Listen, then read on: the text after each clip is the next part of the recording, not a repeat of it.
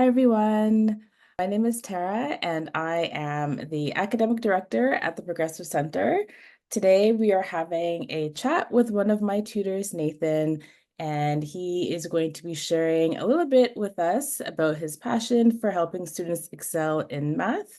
So let's dive deep into our conversation today. So, Nathan, thank you so much for being here today. Can you tell me a little bit about your background and what inspired you to be a tutor? Sure, absolutely. Hi, everyone. My name is Nathan. I graduated from University of Penn State and also done my master's degree here at Newfoundland University in statistics. So I've been tutoring for quite a long time already. Up until now, it would have been my eighth year. I really enjoy being a tutor as I really like to help my students. Even in my master degrees, I was a labs instructor. So I think helping everyone and getting everyone to excel in their areas of need is my passion. That's great. So, what do you enjoy most about tutoring at the Progressive Center? So ever since I joined Progressive Center, our director Tara, she have a lot of resources. First of all, Progressive Center offers both online and in-person tutoring, so it's providing that flexibility for our students. And also, we cover a wide range of subjects all throughout high school, middle school, elementary school, even to college. And then we also have free tools such as Pencil Space available for student to tutor. So it's just a lot of resources for student and to help student improve. That's great. Can you share a success story or a memorable moment that you've had with one of the students that you've tutored since tutoring with us? Sure, absolutely. So I tutor actually one of my students from last semester, 2024. I tutor her in 11th grade functions and math. She was struggling from the school a little bit as the teacher was going really fast paced and not really providing the details of explanations on how to do a majority of the problem. So she came to us and I was able to spend times with her and writing detailed explanations, steps, and easier methods to help her understand and solve the problems. Our grades at the beginning, I believe, was around 75, around there. And then afterward, at the end of the semester, she was able to get 92 as her final grade. So her parents was also seeing a lot of her improvements throughout her report cards. And she's able to gradually understand more and more using the method that I taught her. So it was very happy. And then she's also said she will be returning once the school starts again. That's awesome. I think one of the most comments or that I get from parents when they want to work with a tutor is that they're finding that the pace in class is really fast. So I Yeah, think that it's really great that when students are working with their tutors one-on-one, they can go at a slower pace, that where they're able to have a deeper understanding of the concepts that they're learning in school. absolutely. So that's also one of the major concerns pretty much all of my students have is that they're not getting that explanations on how to solve certain type of problems. The teacher typically just provide the solutions.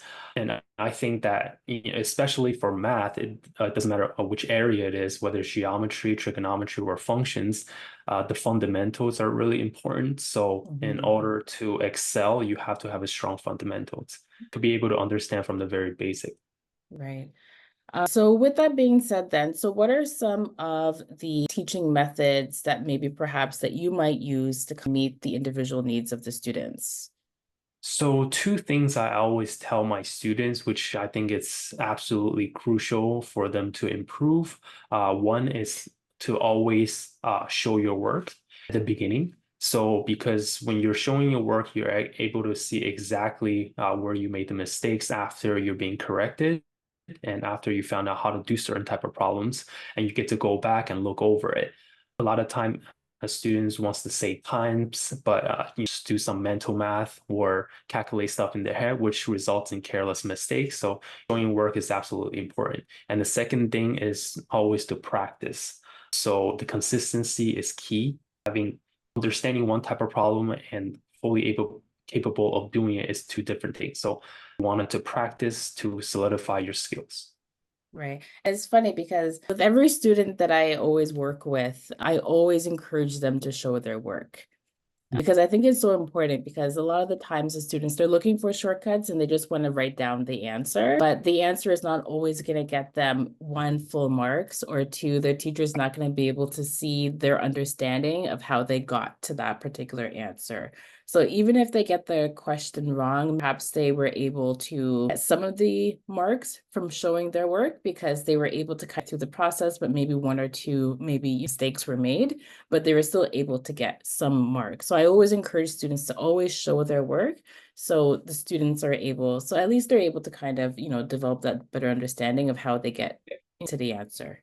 Yeah, absolutely. And also, like for high school, the higher levels of math, and even to Mhm. college, you're going to get a lot of the application problems where the professors or the teachers are not looking for your final answer, but the process of how you think Mhm. and how you solve the problem. Yeah. Exactly, exactly. So what advice then do you have for students that are struggling with their studies?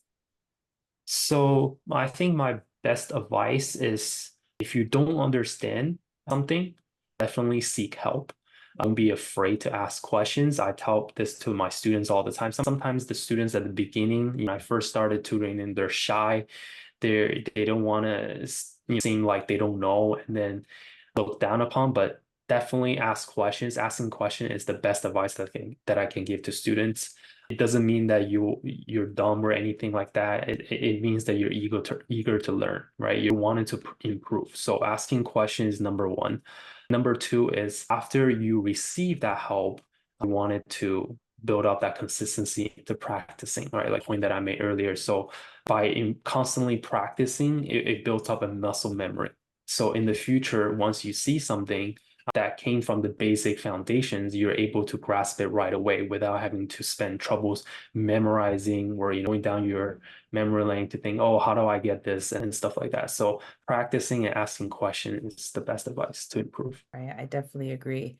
Practice leads to progress.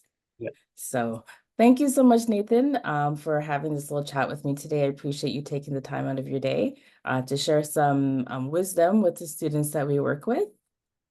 absolutely. My Okay, pleasure. thank you so much.